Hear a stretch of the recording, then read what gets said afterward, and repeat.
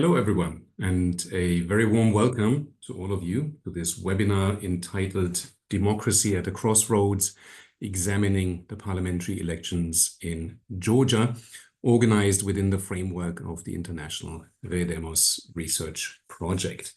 My name is Tobias Schumacher. I'm a professor of European Studies at the Norwegian University of Science and Technology in Trondheim. I'm a senior professorial fellow at the College of Europe in Natolin, and probably most importantly in today's context, I'm the deputy coordinator of REDEMOS. I have the pleasure of being your host today and moderate the conversation with our two guests, that is to say Hans Gutbrod on one hand, and no, I should say not Nino Dolidze, but in fact her colleague Irina Mamulashvili. Now, why this sudden change, you may wonder, and we apologize, of course. Well, literally 2.5 hours ago, Nino has been summoned to the prosecutor's office in Tbilisi to substantiate claims by ISFED, the organization that she and Irina represent, that the elections, according to ISFED, if you were to read that statement on the website of ISFED, you could see it, were exposed to, quote, numerous problematic incidents and violations across Georgia.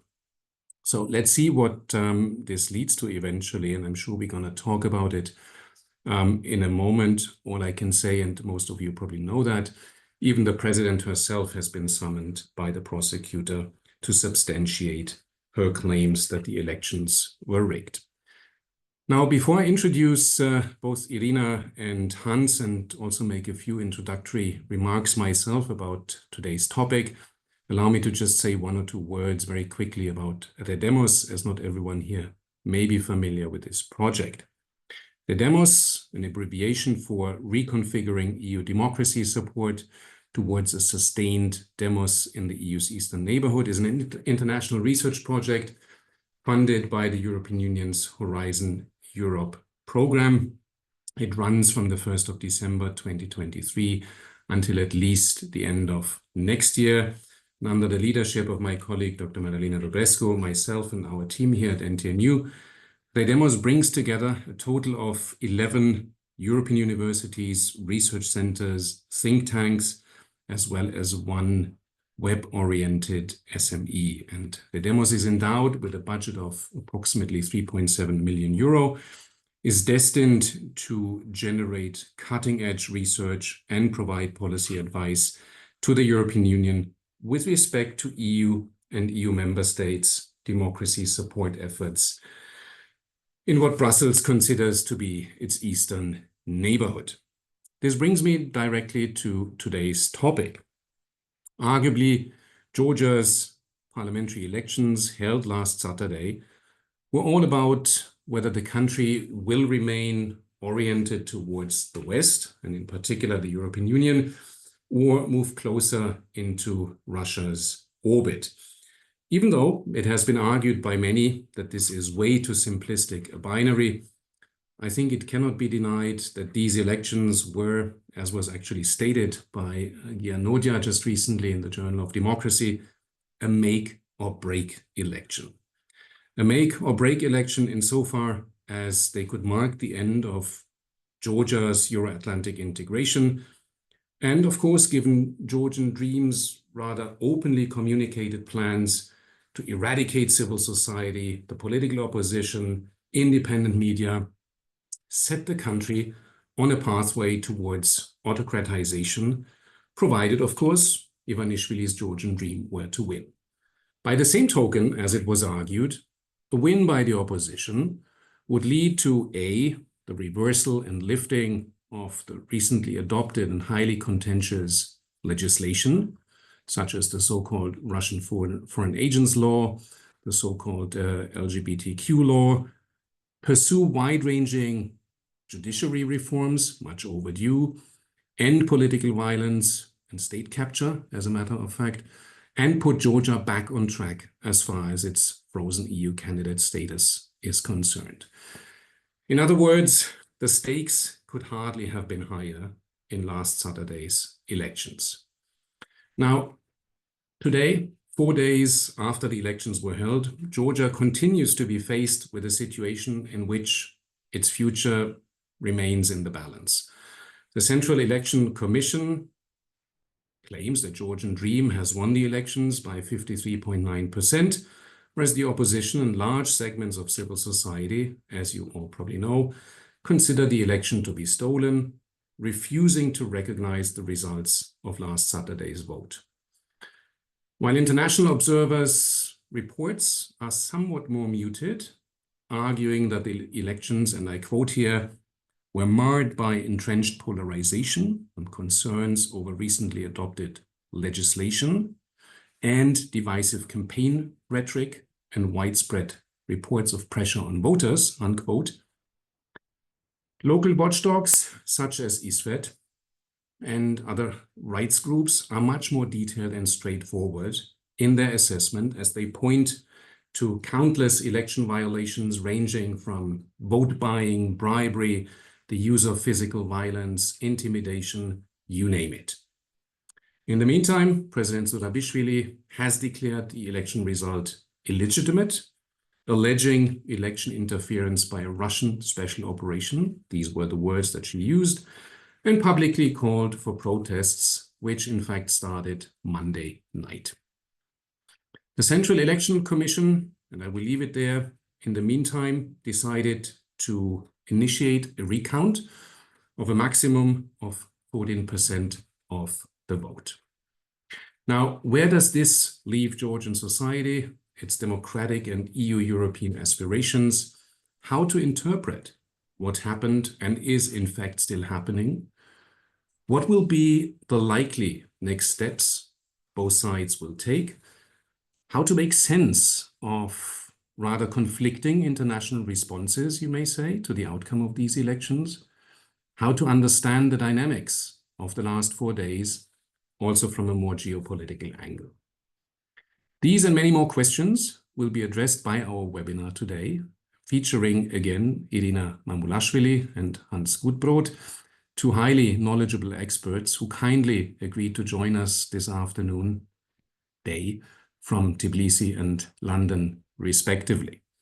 So by way of introducing our two speakers, let me start by saying that Irina Mamulashvili is a program manager at ISFED, the International Society for Fair Elections and Democracy in Tbilisi, one of Georgia's leading non-profit, non-governmental, non-partisan election watchdog that has in fact been observing all elections and referenda since it has been initiated in the mid-1990s. And Irina, who was awarded a Chevening Scholarship for Future Leaders by the Foreign Office in London, has worked extensively on fair elections, and in particular, I think this is going to be a very interesting angle that we will explore, on Russian disinformation and interference in local politics, and in this capacity has provided evidence to the House of Commons, to the European Parliament, to USAID, and many others. A very warm welcome, Irina, and thank you very much for substituting at such a very short notice for Nino. Moving on to our second speaker, let me say that Hans Gutbrod is a professor of public policy at Ilia State University, and since 2014, the executive director, founder of Transparify, an independent, again, non-partisan, not-for-profit organization that assesses and rates the financial transparency of think tanks worldwide. Hans has been working in and on the South Caucasus for, I understand, somewhat 25 years.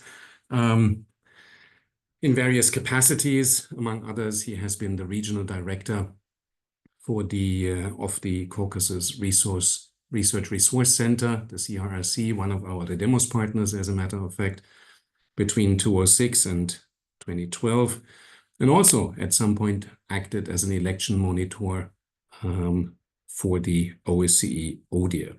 A very warm welcome to you as well, Hans, and thank you very much for being with us this afternoon. I would now like to give the digital floor to our two speakers, who will each have approximately 5 to 10 minutes to simply kickstart the conversation, to provide us with the first kind of impulse, first impressions with respect to what happened on Saturday, what has been happening ever since, and where we are headed. And then probably I'll pick up on some of the points raised by our two speakers, engage them in a conversation. And then after approximately 30 minutes, we shall open the interactive Q&A session and of course involve you, that is to say, our audience, which once again, I would also like to welcome one more time. Irina, would you like to kickstart? Yes, thank you so much, Tobias, for the introduction. It's a pleasure to be a part of this impactful webinar, and thanks for organizing this. I'll start by introducing ISFED. You touched upon this, but I would say that you rightly mentioned that ISFED has been observing elections since 1995, since its launchment. So it observed almost all the elections in Georgia and all the referendums that have been held in the country. ISFED has been not only monitoring, but also improving the election environment by advocating the better electoral legislation, as well as conducting voter education for different community members. Being involved in all the angles of election aspects. Now, what I would say in terms of these elections is that it has been, it was critical because of three main reasons, I would say. It marked the first time elections were held under a fully proportional system.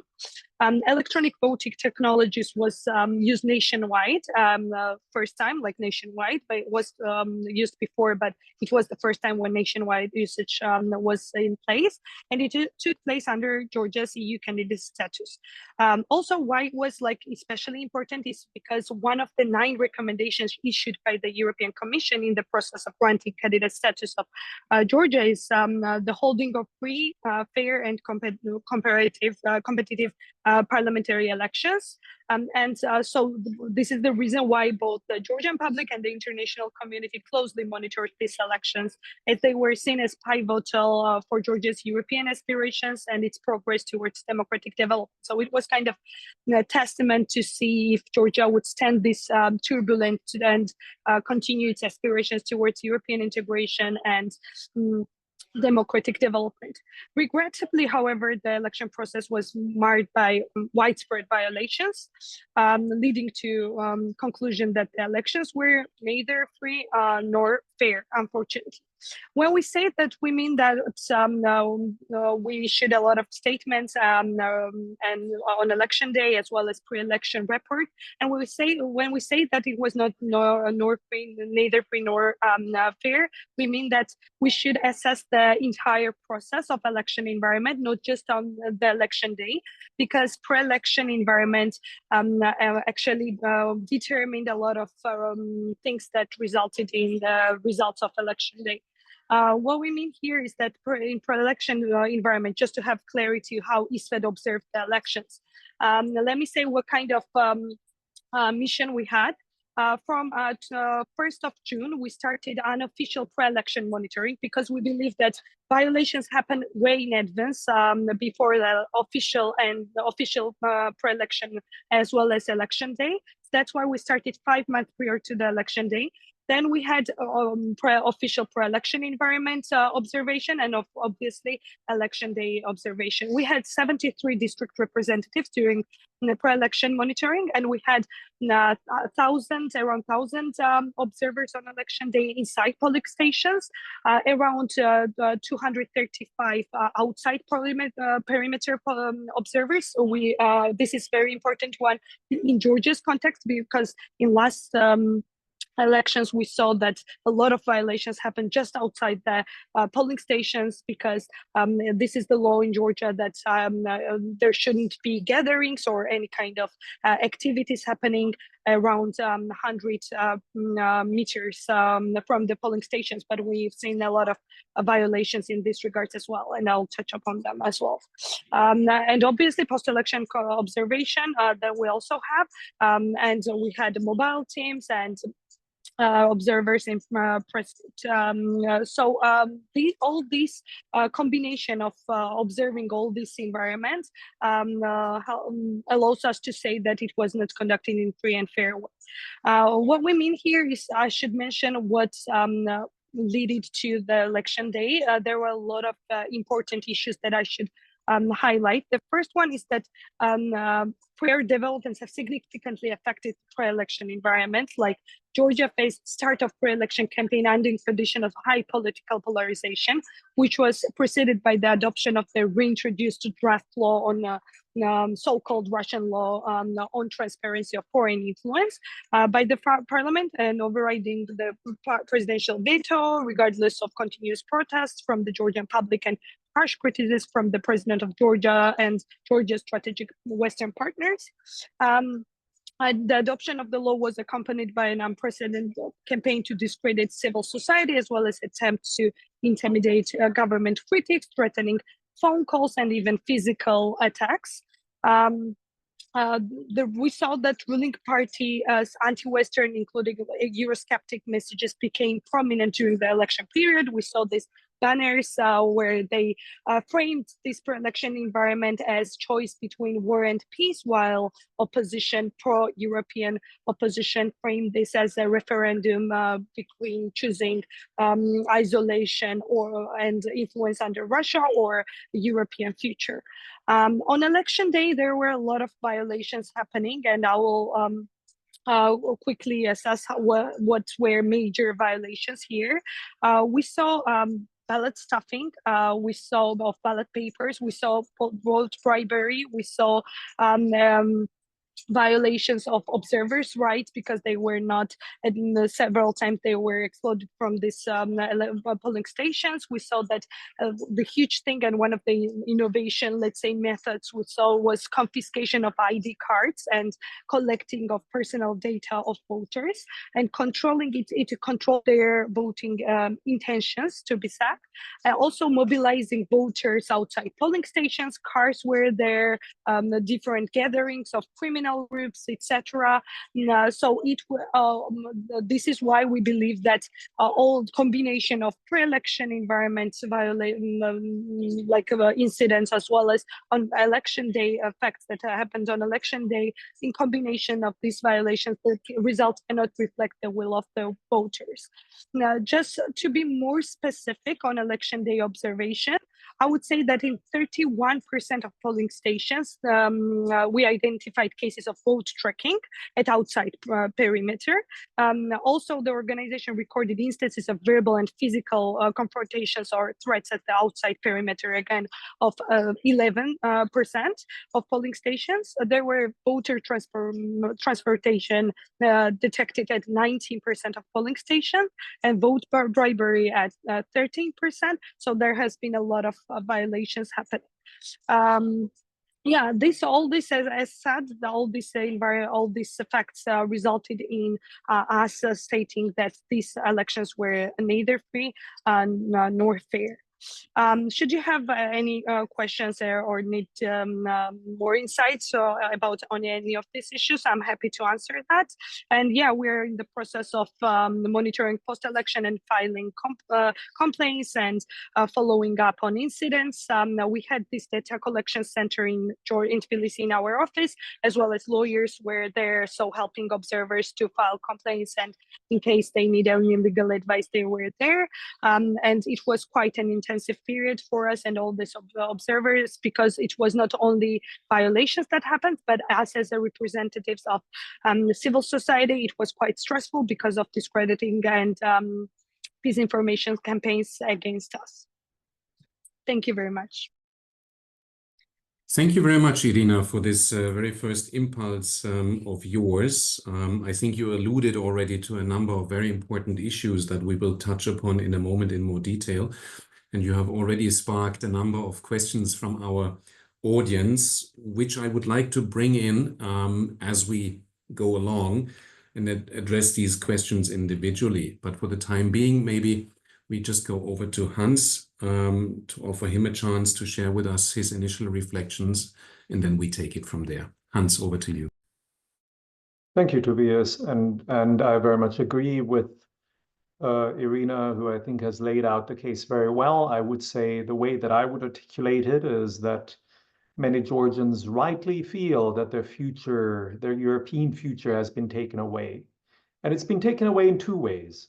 It's been taken away really directly through a rigged election, and I think rigged is the right term. I'll explain in a moment why. But it's also been taken away through the campaign and how the campaign was conducted and through that overall environment.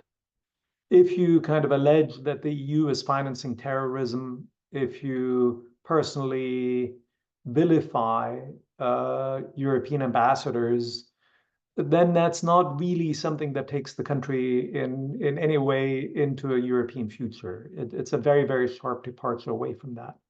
And in that way, the reaction in Georgia, I think, is rightly that people feel that this version of the future has been taken away. You cited, Tobias, you cited Gianodia. Gianodia has just written this article that I think a lot of people looked at, where he talked, this is the end of a kind of European Georgia, and it's a kind of Eurasian Georgia that you might be looking at now if current trends persist.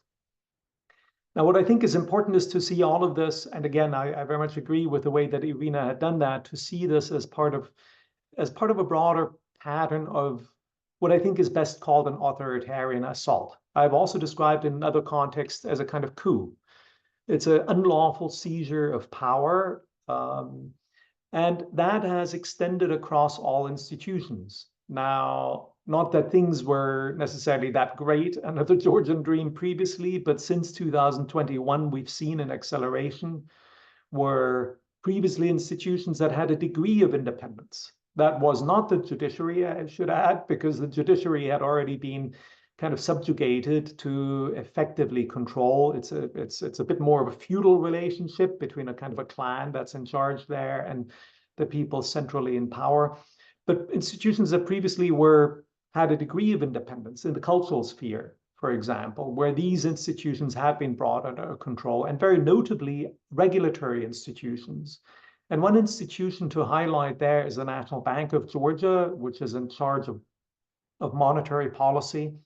And the reason why that's important is because in a way that was an institution that many people in Georgia could be proud of. It was internationally recognized. It was a really valued institution. And that about a year ago, a bit more than a year ago, was brought under direct executive control. So in a way, when people look into the future in Georgia, and sometimes outside observers that don't necessarily follow the day-to-day and would be going, well, surely they're not going to be doing that in terms of looking at the government. Surely they're not actually going to go after opposition parties. I think the reaction here is, well, actually, they've just done that already. They've gone for these institutions and they've trashed what in many ways is the underpinning of what have been key institutions for Georgia's trajectory over the years. Now, how about those elections specifically? So a friend yesterday wrote to me and said, he's looking at this number, he's looking at that number and trying to make sense of this and that. And, we should find the smoking gun. And my response to that was, well, if Georgia's democracy was murdered by 1,000 stilettos, then you were not going to find a smoking gun. And early on that evening, when we were looking at the exit poll results and the discrepancies, Edison putting it at 42, and Edison in the past, I have my reservations about exit polls, like many people, but Edison had a good track record putting it at 42, and then we see a very different result coming out from the Central Election Commission. The first thought that a lot of people had was, well, what about the Smartmatic machines?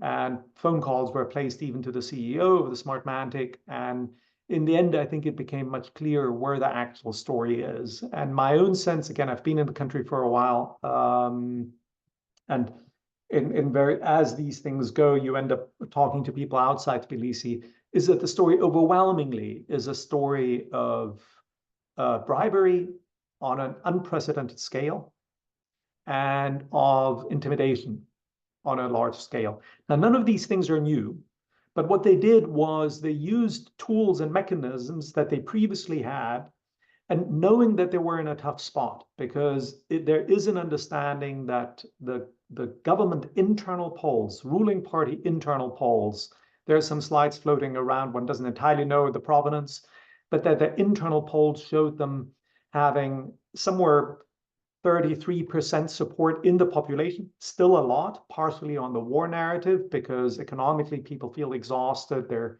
upset with the lack of delivery, the broken promises. Practically everybody says that, but they have that 33% support. But that leverages you up in turnout to about 40%. And then realizing that they had this fundamental challenge, they pulled out all the stops and all the mechanisms they previously used. They resourced much with much more money, so that we hear the bribery numbers, the vote buying numbers, are now often 3 or 4 times what they were in recent elections. And the intimidation also increased, and in part because there's such a long period between this election and the previous elections, the regional structures of the parties atrophied. And so essentially the intimidation worked at various levels. It was most heavy on the regional structures of the parties that in some cases were only there on paper. And then of course it was also a little bit on the observers, and then quite strongly on the particular individuals. And it seems to me, don't have a direct proof of that. Well, actually, there's evidence to suggest that the protests and against the so-called transparency law, which is always very important to emphasize, is a repress anyone you want law. This is not about transparency. It allows you to repress any organization, including, let's say, a dog shelter. That these helped the government identify who the critical elements were, partially using Facebook. So there's an interesting component there, and that you already knew which people you needed to kind of pay attention to, because they would have liked certain things or kind of in the run-up to elections. So again, broader authoritarian assault. I think it is entirely fair to say that this did not reflect the will of the Georgian people. Yes, I mean, if you sell your vote, that's an interference very clearly in various ways. There's quite a few more points I could make. I'll just maybe highlight a couple that, again, broader pattern. The impunity with the violence played a great role. And it's very important to say that it's not about will there be a bad future now. That bad future is already here. I mean, there are some people, some of my students, there is a student of mine that is essentially in exile because that person understood that they would be arrested on return. So this is already happening. We've had this kind of got forgotten a little bit in the melee of things, but we had 2 researchers working for Atlantic Council who have had their devices seized in a patently illegal way, knocking on the door saying we're from the gas company, and then snatching devices from people. So that repressive dystopia is already not something that's there in the future. We see it unequally distributed, but it's already here right now. Maybe a couple of points to end on. I personally cringe every time I hear 2 terms. One term is opposition, because there isn't a single opposition. We are talking about diverse opposition parties. There, I have heard sometimes what I consider to be slightly rash commentary, where people, they made this, the opposition made this or that mistake. And I think seeing it from their perspective and the limitations, yeah, sure, there are lessons to be learned, but it's a very, very steep uphill battle that they were in. I also have to say I struggle with the term polarization. If you use AI and type in, picture a polarized scene or society to me, you will see people in a kind of horizontal clash, when the realities of what we said, and I've described it, you can, in some contexts, as refeudalization. That's an even crasser term, if you will, than neo-patrimonial. But I do think that the feudal term is in many ways is appropriate. And then you have a much clearer sense of what's really going on, that there's in the end, a relatively small clique, often with interchangeable kind of people that are lower in the hierarchy and people on the outside. And the polarization was, I think, frankly, a term that actually played into the hands of the authoritarians, because they could say, well, look, we're not that great, but look at these people over there. Aren't they being a bit shrill? Shouldn't their table manners be better? And that is actually what I heard from diplomats here. And I think it really clouded judgment here for quite some time.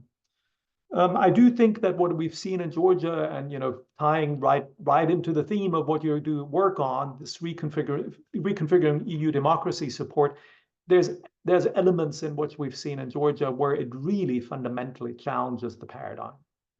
And it challenges that paradigm because what can we do if we cannot work with institutions? Some of the assumptions in the past were that there's broadly goodwill, yeah, and that, yes, I mean, you might be cutting a few corners, but you wouldn't rig an election utterly outright like that. That wouldn't happen. And then the things that I hear from some of my Georgian friends is say, if they will absolutely not go, if they, in a peaceful way, what does that mean about our future? Does that mean that I need to go? Or does it mean something, and people in a coded way say, well, maybe we need to look up what John Locke had to say about these things.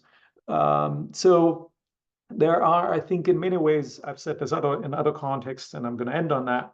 Georgia, in many ways, was a laboratory for many reforms, not always democracy reforms, but reforms of kind of governance and eliminating corruption. And now we've seen that it's a laboratory for an all-out and unfortunately successful authoritarian assault. Thank you very much, Hans, for sharing with us your initial reflections on what has been happening, not just, in fact, on Saturday last week, but as a matter of fact, for many years. I'm also very grateful to you that you have been qualifying a number of not just terms, but phenomena that all too often have been used when discussing Georgian politics.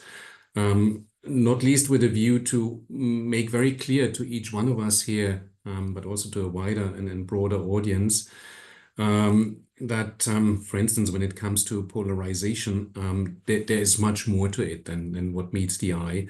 I think it is relatively fair to say that polarization we did, in fact, have in Georgia, but that's already 10 years ago, and if not to say even longer, down the road, and we are at a completely different stage at this point in time.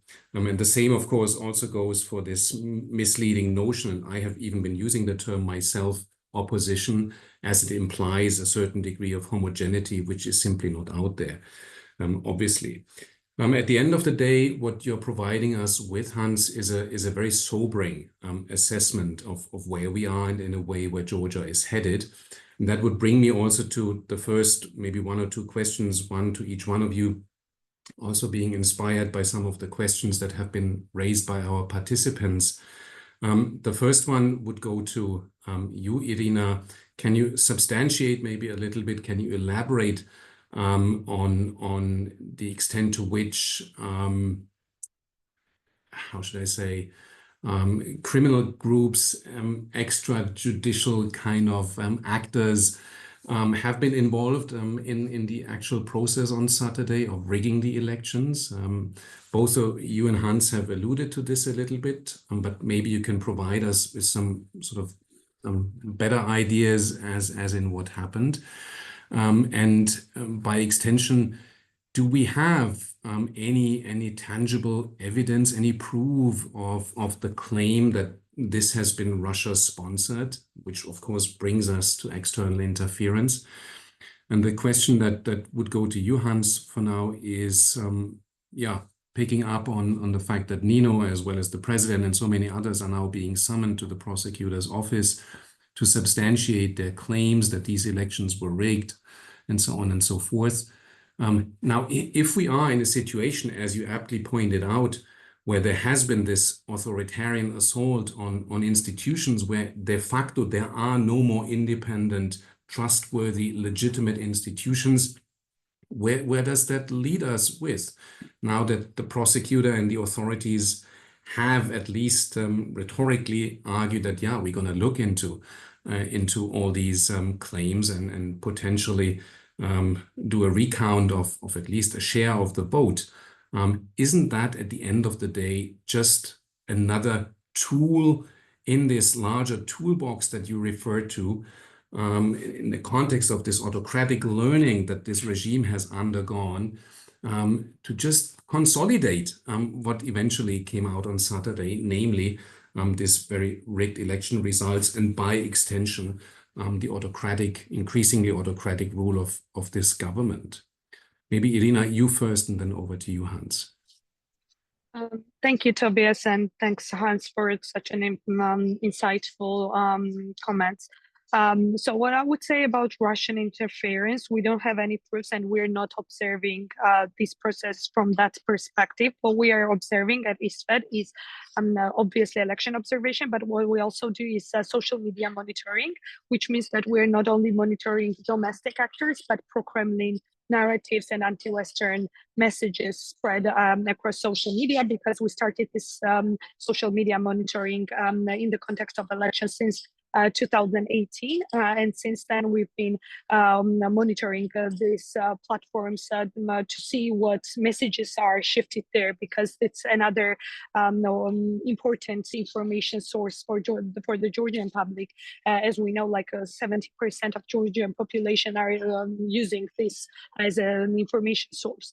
So on that context, obviously, we've seen some of the pro-Kremlin disinformation narratives that were quite similar to what the ruling party spread, which was about some conspiracy theories about global war party, about chaotic situation that somebody there, like a global war party, is trying to orchestrate and provoke Russia to get us into war or something like that.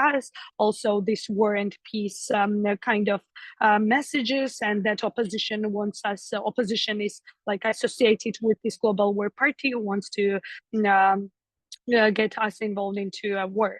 That we have this peaceful scenes in Georgia compared to photos from devastated buildings and bombed cities of Ukraine, which is obviously happens because of the Russian aggression. So these are important aspects that also play a huge role in pro-election environment. And I would say that personally, I think that it's also confused voters.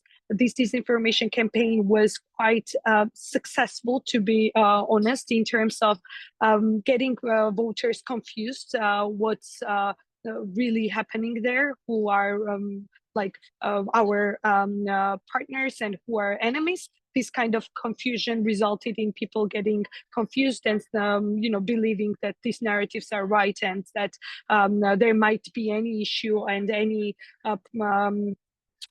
threat that there might be a conflict provoked or war starting in Georgia, which is obviously not true. We don't have any evidence of this. Nobody in the international community ever said this except Russia, obviously, because they agree on these narratives, and they think that this actually is very close to the narratives that Russia spread in Moldova as well. We saw elections in Moldova just a few days before the elections in Georgia, and the messages and Russian interference in disinformation way was quite similar in that aspect. So I would say that this kind of interference is what we are monitoring, but in terms of other kind of attacks or like some kind of methodological help for the ruling party that has this kind of theories were out there. We don't have any proof on that, and I'm not sure if I can comment on that. So as for involvement, also I wanted to stress that there were a lot of so the things that happened during the election day was obviously like violations that I mentioned, like ballot box stuffing, marking procedure as well. I don't want to miss this part because that was what happened in quite a lot of polling stations. Vote secrecy issues as well being a significant aspect. Observers' rights and explosions has been violated as well. And there, I touched upon this thing that there were suspicious gathering outside polling stations, and there has been a lot of instances out there from different aspects. So there were people gathering of like clerk and so-called old. It's like this is like a slang for Georgian slang, which we call zveli bijabi. The exact translation is old boys, which is kind of criminal ideology group that are that were promoting this Georgian dream and using derogatory language toward opposition parties. And these gatherings, communication between representatives of CC and these outside gathered people were quite suspicious, obviously. Yeah, that's all I wanted to say, and yeah, I'm happy to answer more questions. Thank you, Irina. Hans, would you like to engage with the second question? Yeah, I mean, there's so much material there. And again, thank you also to what Irina said. I'll just say something about the criminal groups. To Georgians, they're very recognizable, or to people who've lived in Georgia for a long time. There's absolutely a type. I dressed like that person and kind of on election day and had some kind of people looking at me with a degree of suspicion. This is not going to impress you if you're urban and mobile, or if you're in Richard Goodhart terminology. If you're in anywhere, who can go anywhere and, you know, moves around, in a way, you shrug these people off. If you're somewhere and you're going to stick around in that village or in that town, these people are going to be sticking around in that village and in that town. Yeah, and you respect these people. Now, you typically don't hear very straight accounts, but I can tell you directly, and I have that firsthand from a friend, and this goes back a while, but who set up a business close to the Black Coast, and then people turned up within 2 weeks and said that they wanted half the share. And when he refused, there was a fight, and eventually the person came back with other people, beat the living daylights out of him. And when he then came back with other people, this was not some kind of, you know, foreign-oriented person. When he came back with more people, he was told, well, this guy gets all the election votes, or gets all the votes on election day. So, you know, forget about going to the police, forget anything else. That is, you can do, how can I say, you can do an ethnographic study of this, and I think you'll get a lot of that. It's not, I mean, as an OSCE observer, and that's not in any way to criticize them, it is incredibly hard to detect, because it's kind of in the fabric, so to speak, of how certain things work. So this is absolutely a key feature, and one that's not so central in Tbilisi, but once you move out, it's very important.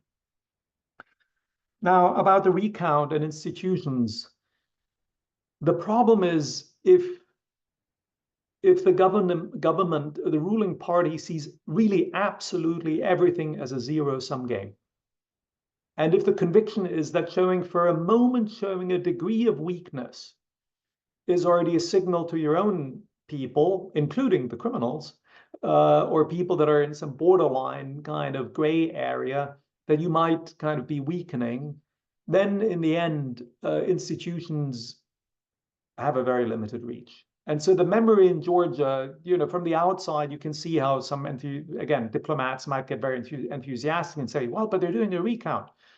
In Georgia, the memory that raises is of a recount that was done earlier, and that was then used to actually suppress opposition votes and ensure that a kind of wingnut Alliance of Patriots Party got in a previous election.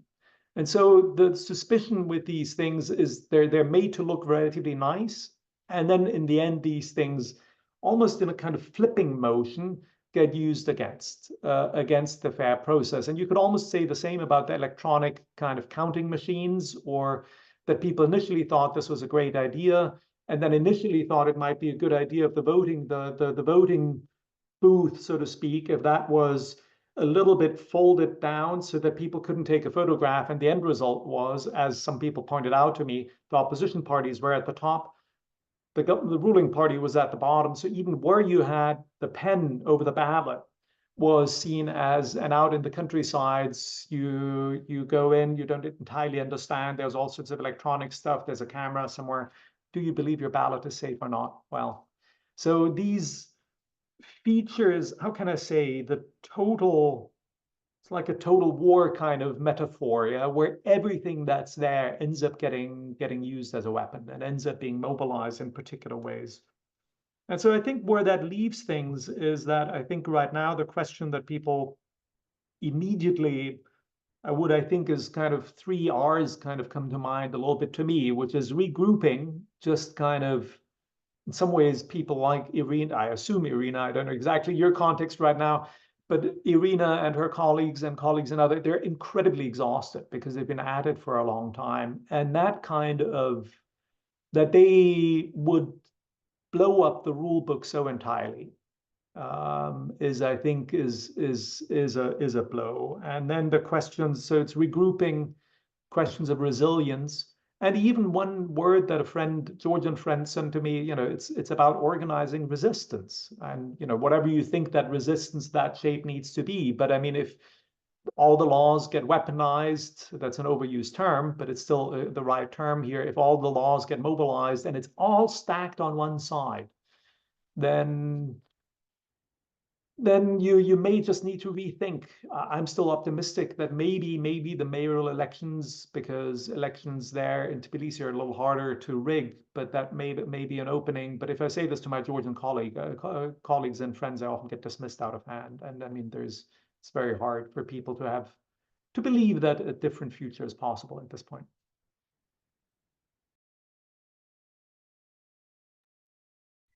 Thank you very much, Hans. Yet again, very sobering, very pessimistic, and very dystopian, and at the same time, I tend to agree, very realistic outlook that you describe. I think we particularly take note of this notion of the 3 R's: regrouping, resilience, potentially rethink. And picking up precisely on the first point that you made in this particular context, it became quite noticeable that the first protests after Saturday only took place on Monday evening, right? And immediately when I saw that, and of course noticed that nothing was happening on Sunday, and it seemed as if, this was just another regular Sunday where families were just, going outside and enjoying life, I felt, the momentum is lost, the battle is over. And precisely against the backdrop of the fact that civil society, rights groups, pro-European citizens, pro-democracy voters have been out on the street for so long and for so many years that they have reached arguably a point where they come to understand that, okay, we have done our fair share. We are now exposed to this very systematic rigging of these elections. There's not much more that we can do. Now, hopefully, there's going to be a rethink, as you say, and a regrouping. But that obviously leads us to a couple of connected questions, some of which have also been raised by our participants. And the first one, I believe, is the following. Georgian Dream, if the result were to remain what it is, won 89 seats out of 150.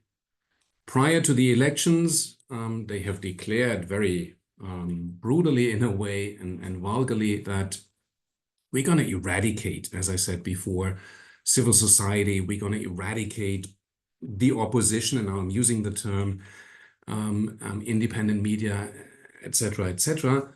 Obviously, with 89 seats, not having a constitutional majority to change the constitution, the room for maneuver, while still being pretty wide, as they possess the state institutions and then can make use of all these resources, is nonetheless more limited than what they would have wanted it to be, arguably.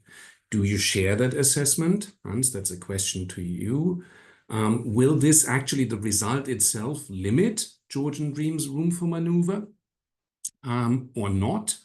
Will they just go unhinged eventually? And by the same token, I'm bringing in a question that was raised by one of the participants. How can citizens, and I quote here, leverage internal or external support to counterbalance this ongoing authoritarian assault, and by extension at the same time these external influences? And by external influences, another participant actually refers to, let's say, the legitimization strategies of actors like Azerbaijan, Turkey, even Armenia, surprisingly or unsurprisingly, all of who congratulated immediately the Georgian Dream-led government.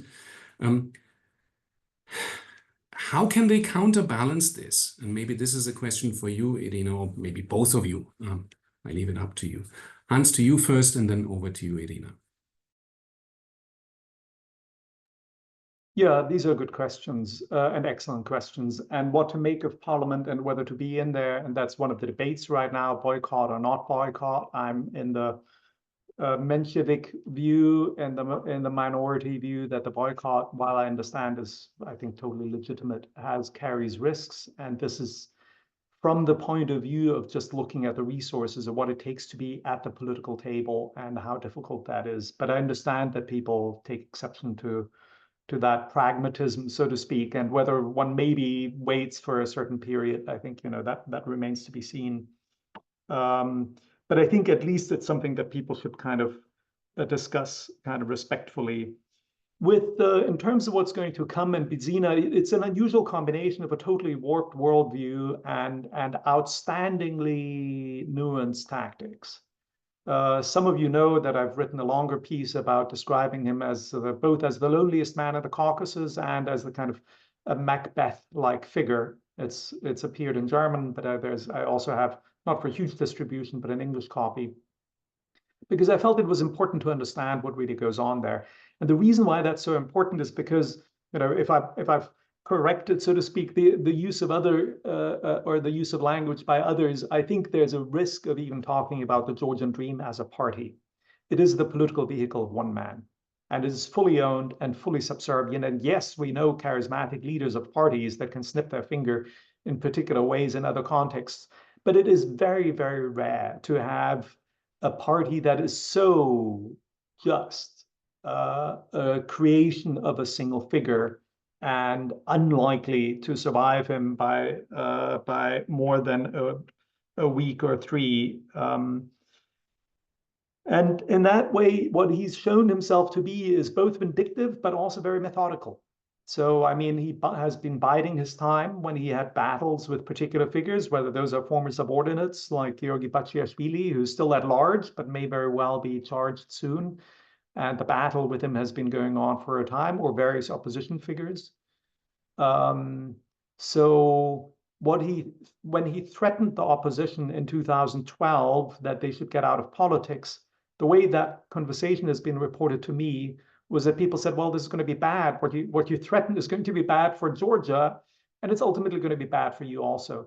And he apparently said, well, I'll be very methodical. And that's exactly what's been taking place there. And I expect that this is what we'll see. So there will be elements that are unhinged because he believes in that global war party, but the tactical application of it, I think, might actually be so nuanced that it may very well be out of the news in lots of places.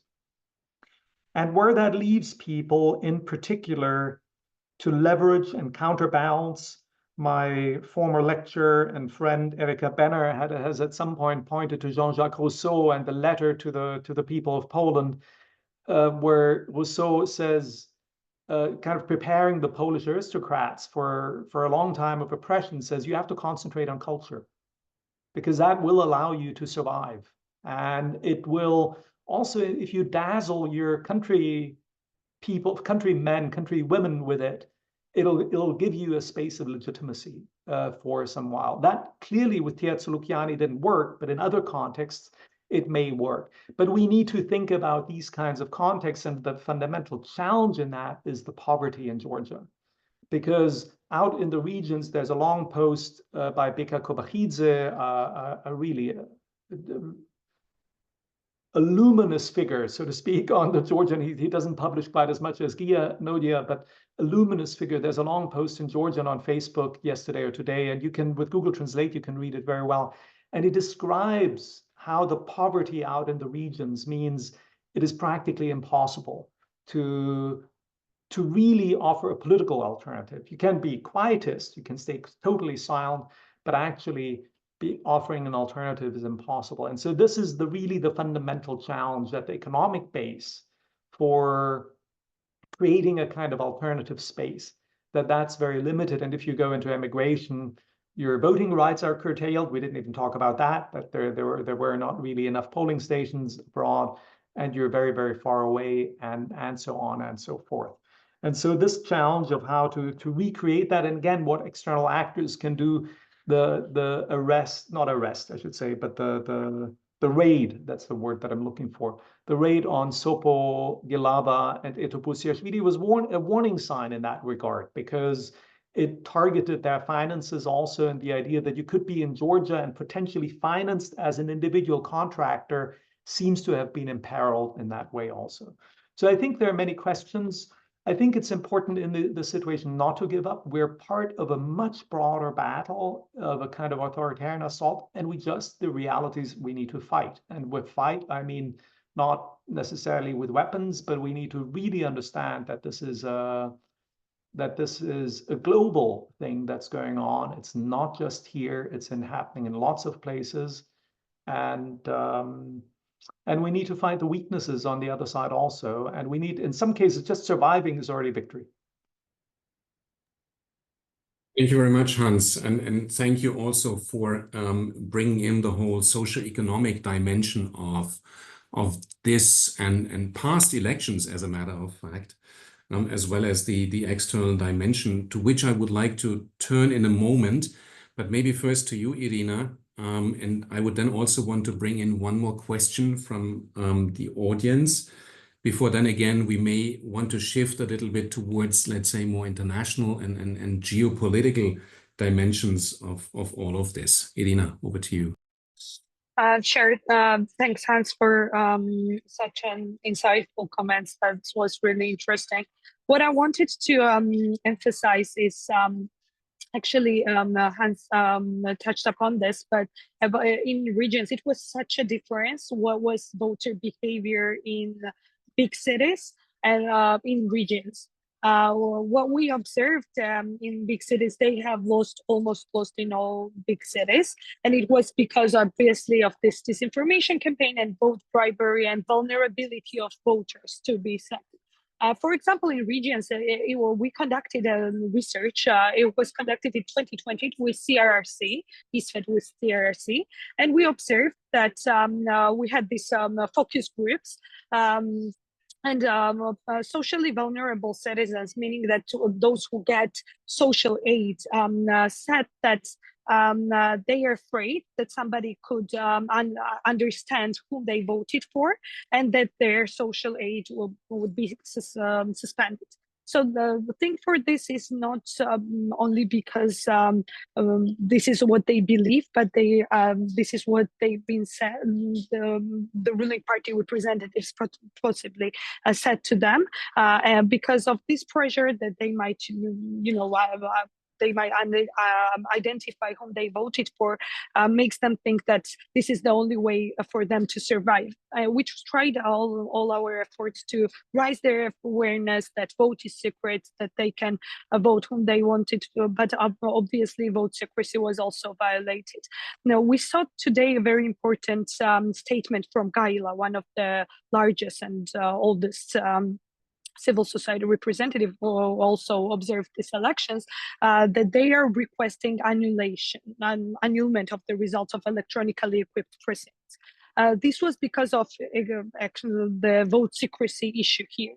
And so they are saying that more than 2,000 polling stations were equipped with electronic technologies, and all of these violated voters' rights. And according to ODIHR's standards, the secrecy of ballot should be absolute at all stages of elections, especially at the time of voting. So this was violated, and obviously for this balancing that you asked, what I think is that it's not only about international. Obviously, I see this in three ways how we can proceed. The first one is that it is essential for the West to maintain strong pressure and express clear concerns over Georgia's democratic trajectory. And obviously, we've seen that a lot of Western representatives are doing so, and it's very important that they will keep doing this.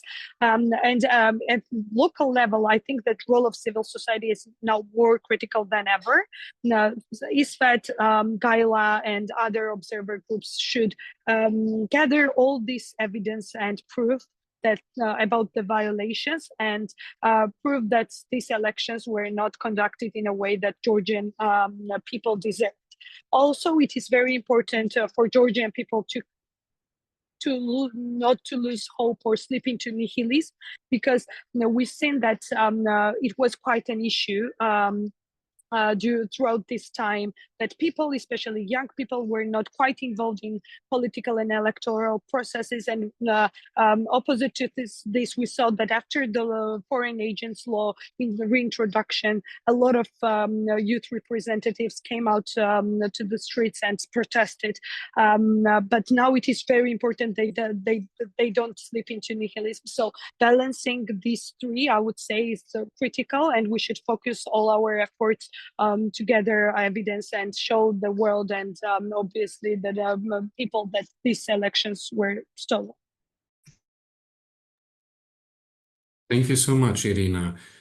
As announced, I would just like to, in fact, read one question that we have received among the very many, and I apologize to each and everyone that has posed a question which I have not yet taken up. We simply have too many, and we are, of course, faced with time constraints. Before I then would like to move us a little bit in the remaining 15 minutes or so to address the geopolitical, regional geopolitical and more international dimension, the EU angle in particular as well.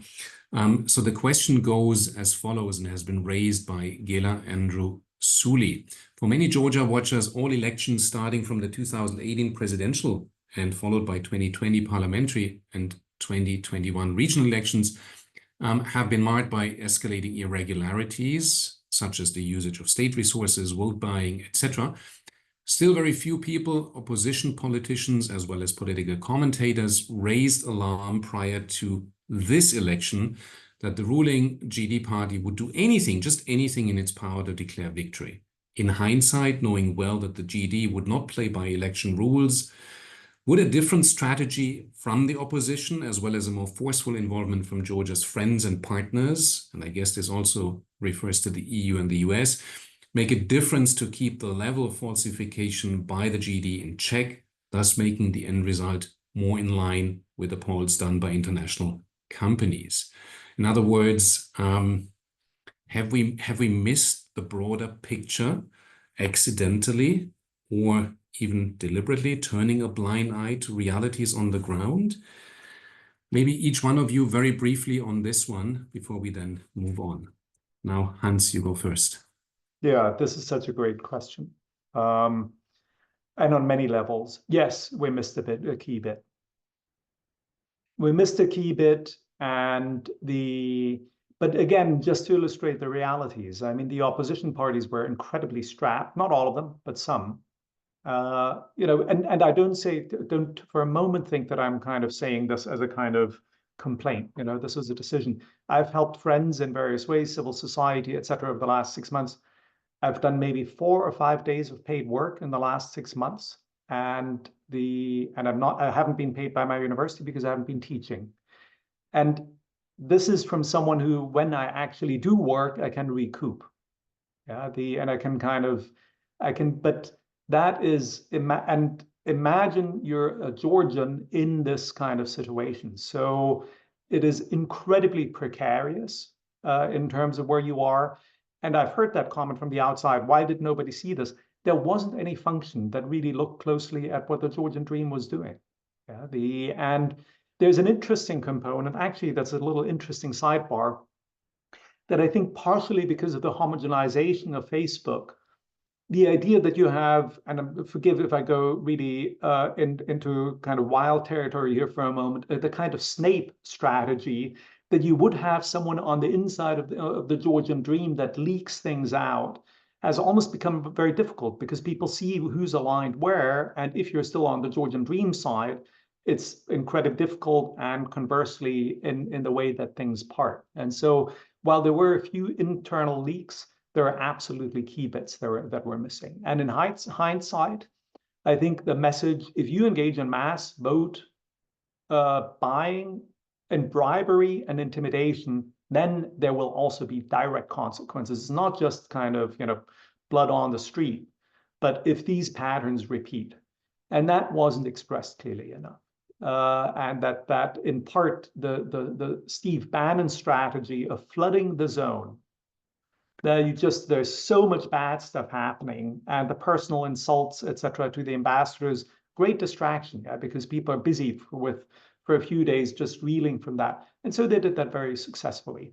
I've called that somewhere else, I've called that Netanyahu clever. It's a strategy that Benjamin Netanyahu has played incredibly successfully in Israel. And that connection doesn't come entirely from nowhere. We know that Moshe Klukov, as a consultant, was in the mix in Georgia since 2018. There are differing views whether he was right with the campaign now to the start, to the end. And you can run that, and I think electorally it can really work, and it can keep you in power and keep your enemies off balance. But I do think Netanyahu actually illustrates that you can really put the existence of your country at risk with that. So yes, there were a few things that were mixed. I think a kind of internal and, if you will, empathetic from understanding what the challenges are on the inside. Lessons learned is very important. There are a couple of things that the EU missed entirely. Holding Meta to account when the Georgian Dream uses this massively as a vector to spread falsehood, to glorify its own violence. We had cases of that also. They were not huge, but they existed, to use hate speech, and then to intimidate their own employees and their own civil servants, and holding them really to account and making them pay for the huge damage they do to democracy around Europe, etc. That is not going to happen in Washington, D.C., because D.C. is too afraid to touch this for various reasons, and it's got to happen in Brussels. Thank you. Irina.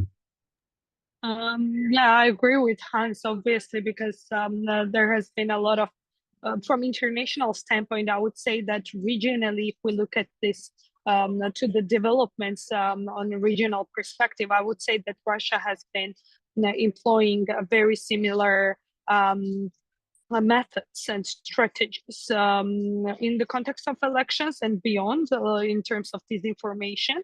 And it could be, it's not very changed, it has not changed much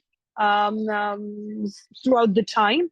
I mentioned Moldova, and we've seen a quite similar campaign there as well. So international community was aware of what was going on there. And I wouldn't say that counter-disinformation campaign was quite successful from the West, because what we saw about the anti-LGBTQ law with foreign agents law, obviously there has been a lot of support, there has been a lot of messages from there, but for the, let's say, like ordinary public people, it couldn't be delivered as well as we hoped to be delivered. So I would say that in terms of disinformation war in Georgia, for example, these disinformation campaigns have quite success, as well as in Moldova, even though in Moldova the pro-European forces won, but it was a few difference between pro-Russian and pro-European, which was quite alarming. I obviously think that it's a great achievement, and we hope that this achievement could be achieved in Georgia as well. But in international perspective, probably there could be done more counter-disinformation campaigns, as well as domestic campaigns that could raise people's awareness, what Europe really stands for and what Russia really stands for. And I would say it's because of these more like diplomatic and more like official reports and statements that again could not be delivered as well to the general public. Irina, we have approximately 8 to 9 more minutes, as we started 3-4 minutes late. So let's try to be as concise as is possible in order to at least maybe ponder 1 or 2 more questions related to the international dimension. Both of you have alluded to the European Union. Some of our participants have raised questions bringing the EU into this conversation. And I think the following, again, picking up on what some participants have raised in the chat function, I would like to put on the table is that it's quite noticeable that up until this very day, the European Union as a collective has not voiced its view on what has been happening over the past couple of days. We have, of course, the statement, the joint statement by Josep Borrell and the Commission issued on Sunday already. But even that one is a relatively muted one. They simply, again, refer to the fact that dialogue is needed among all actors in Georgia.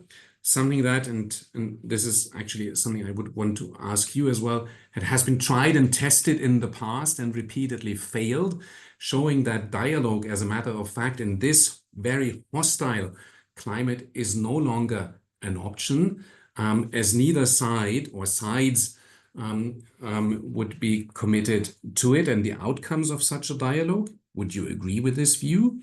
And by extension, how should we interpret the very fact that up until this very day, 15 EU member states, via their respective ministers of European affairs, spoke up, even though not explicitly stating that these elections were rigged, and in that sense not really supporting local rights groups in their assessment. What does this tell us about the European Union's, certainly not unity, because there is none, but its positioning towards these dynamics as we speak? And taking it from there, what can we actually expect from the European Union in the days and weeks and months to come, given this, well, heterogeneity of voices, and yet again, this recourse to the notion of dialogue, which again seems to be completely out of touch with reality? Maybe Irina, you go first this time. Yeah, thank you, Tobias, for asking that. I would say that, so we saw today the report about enlargement policy was released by the European Commission, and we see that our accession talks are now freezed. We're not sure what will be subsequent decisions from the European Union about visa-free regime or other benefits that we are now having from the European Union. We also saw the Helsinki Committee statements that obviously there were a lot of violations, and they are calling up gathering issues. What I think is, obviously they haven't said that these elections were rigged or stolen, or this kind of, like very direct, clear messages.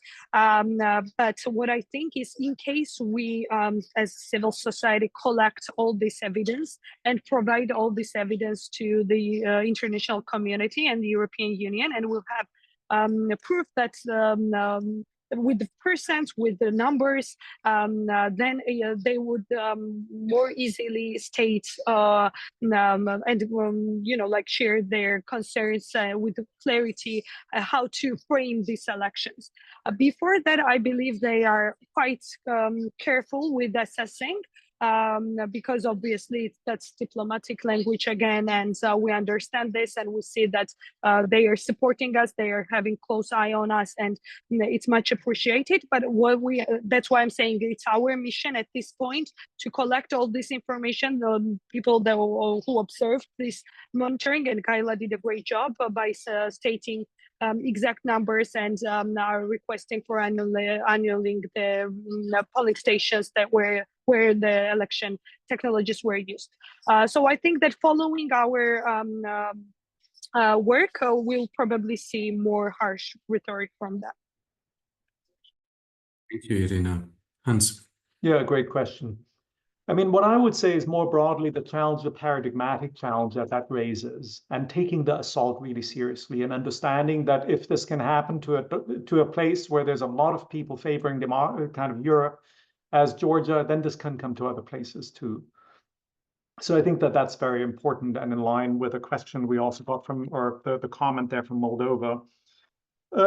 If I had to say it, I mean, clarity, I liked what that Irina's talked about, clarity, whether this is 15 statements or this or that. The main thing that we don't need is statements that muddy the water. Having that clarity, fewer voices, I think people will take that here. And no, let's not repeat the dialogue, and somehow thinking that this is, this is a Deus ex machina moment. I would hope that the historical memory, it doesn't have to be particularly historical to see what goes on. And if the Georgian Dream actually starts implementing the 9 points, repeals all the laws, redoes a lot of the damage that it's done, that seems like a very tall order, then maybe there's a level of conversation again. Two ideas that have been floating, I think, that are important. One is one of a media development fund right now. A lot of the local media is running from grant application to grant application. And with all of that money that's redirected, if there's a fund that ensures that some of the media, whether that's in the Baltics or whether it's locally, that can sustain its work to still inform people in the future, I think that's a good use of resources and reallocated resources that have been earmarked for Georgia generally. Visa liberalization, tricky question. I somehow shudder that may hurt many of my Georgian friends. One of the suggestions that I've heard floating around that may be a bit extreme is to say, yes, yank visa liberalization, but if you're under 30, you somehow, you get a pass.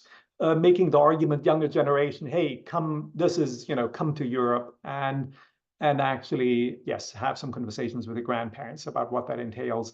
I find that hard to adjudicate at this point. I think we should also especially not make mistakes now. In a moment like this, it's very risky that a retreat can turn into a rout. This is definitely a retreat, but we need to make sure that it doesn't lead to a kind of wholesale destruction, so to speak, of people that want to stand for a better future for Georgia. Thank you very much, Hans. We have exceeded our time already. I was hoping that I myself could pitch another question related to South Ossetia and Abkhazia, and how all of this is or may impact separatism and political development there. I fear I have to shelve that question for another time, and maybe just end this very informative and extremely illuminating webinar by asking the big question, as was posed by one of our participants, my colleague Marianne Kneuer, who's also part of our consortium. So what's next then? What's in there for Georgia in the immediate days, weeks, and months to come? And I put it even a bit more on a macro level, knowing, of course, that I'm opening another can of worms, even though we don't have any more time left here. The Rose Revolution of 2003 followed an election dispute. Now, can the two of you imagine, also in light of what you have said, Hans, before, the regrouping, the resilience, the tiredness, and all of that, can you imagine a scenario in which organized street protests, mass demonstrations, if they were to continue and not just happen in Tbilisi, as a matter of fact, may lead potentially to the, I would add, probably violent ousting of the government? Or does the absence of a leader that can actually unite Georgians weigh so heavily that this is not going to happen?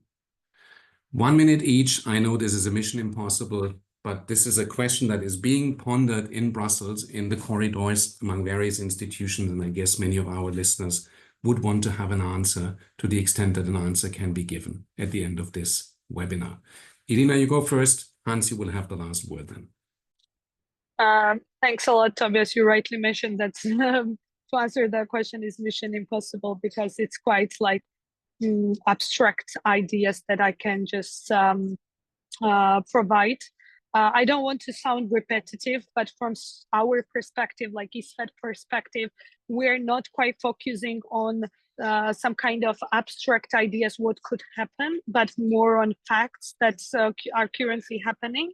And that's why I'm saying that we are very much focusing on gathering our data to ensure that our statements, our position, and our attitude towards the elections is very much conveyed and delivered to the public and to the international community. From then, we'll see how the public reacts. Obviously, our mission as ISFED is to ensure that public is informed how the elections were held, that it was not free and fair. We've done a lot of work to ensure that every voter's right is protected.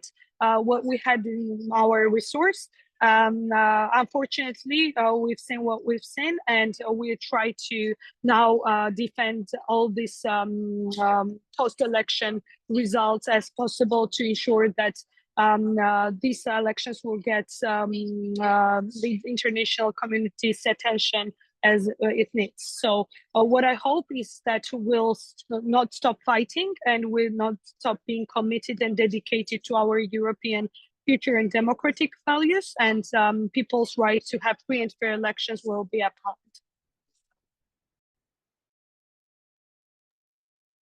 Thank you. Yeah, excellent question. In 2003, nobody expected that 2003 would happen. I was a LTO, and I remember that we were rewriting the Frank Sinatra song. I did it my way for Shevardnadze because we thought it was all over, and then kind of things turned again. So I don't see that necessarily in the very short term, but I would think that we have turbulence ahead. The Georgian Dream spent a lot of money to maintain the currency at its level. They are not a competent government, and turbulence is ahead, and they've been kind of lifted. They've surfed the crest, so to speak, of the reorientation of trade routes, which led to this unexpected growth, and good things come to their end. And if the lorry is a lot lower of the property bubble, and it is absolutely a bubble in Batumi bursts, things will suddenly look rather different. So I think, buckling up, so to speak, for that turbulence, I think is important. And I think it's also important for political actors to be ready both to, as Irina said, fight and have a long view, but also be ready to seize the moment if it presents itself. There's one piece of good news that I want to end on, and connected to all the things we missed. Twitter is often a hellscape, but actually, when it comes to discussions of Georgia, it's a relatively good space. Terje Helland, he's been in the audience, has done some great threads. There are other people that have done great threads. If there are any questions that anyone has, then ping me on that.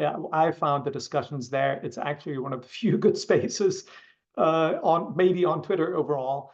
But we have good discussions there. And so maybe that's one discussion that we've had today, but it's also one that we can keep going in that mode also. Thank you very much, Hans, for bringing up that point. It chimes together with what I would have wanted to say anyway at the end of this webinar, related to what is being done in the context of our big research project called REDEMOS.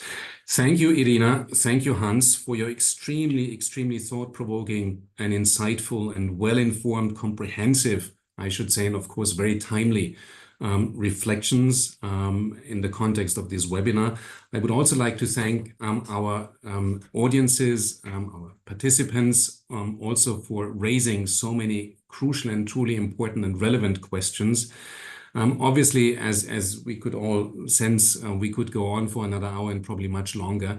Our time, however, is up, and I wouldn't want to overdo it. Therefore, I want to end on this note. I'm glad that you ended on a supposedly more positive note, Hans. I subscribe very much to that.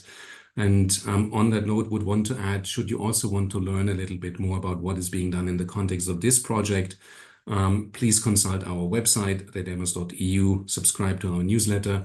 If you're interested to participate in our next webinar, sorry for the merchandise here, we're going to have something on Azerbaijan, much overlooked, and I think very timely as well, at the end of November, with the great Arzu Geybuleyeva and Eske van Gils. Zoom in. There will be information on this also on Twitter and elsewhere. For today, I leave it there.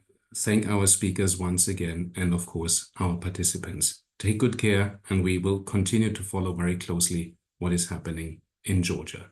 Thank you again. Bye-bye. Thank you very much. Goodbye. Thank you very much.